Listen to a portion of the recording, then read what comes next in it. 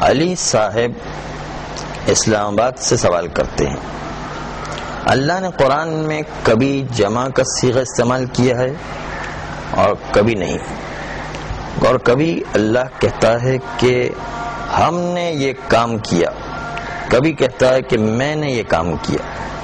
تو جب اللہ ہم کہتا ہے تو کیا اس کے یہ مطلب ہے کہ اللہ کے ساتھ اہل بیت علیہ السلام نے مل کر وہ کام کیا ہے؟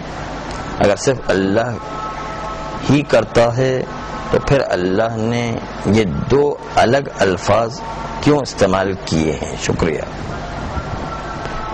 جناب علی صاحب، آپ سے بڑی معذرت کے ساتھ کہ یہ عربی کی فصاحت اور بلاغت سے تعلق رکھنے والا مسئلہ ہے، اور جن لوگوں نے عربی کو پڑھا نہیں ہے ان کو ان چیزوں میں حصہ نہیں لینا چاہیے۔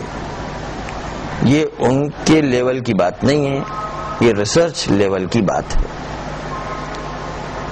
اس لیے کہ اگر اللہ یہ کہتا ہے کہ ہم نے معصومین علیہ السلام کو خلق کیا اور ان کو یہ عہدہ دیا، تو اب ہم نے کا مطلب کیا ہوا؟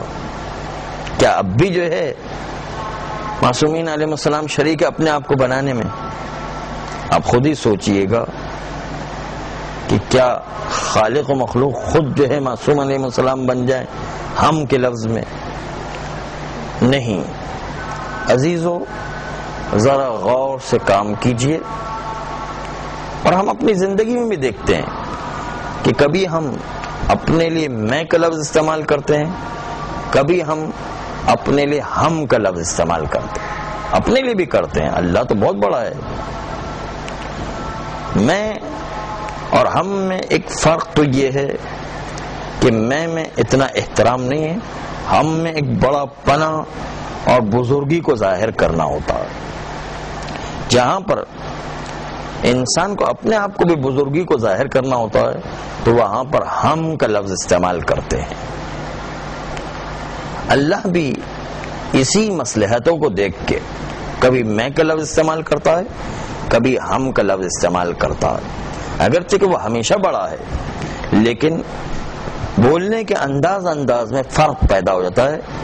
جگہ جگہ کی نزاکت کے لحاظ سے کبھی میں استعمال ہوتا ہے، کبھی ہم استعمال ہوا کرتا ہے۔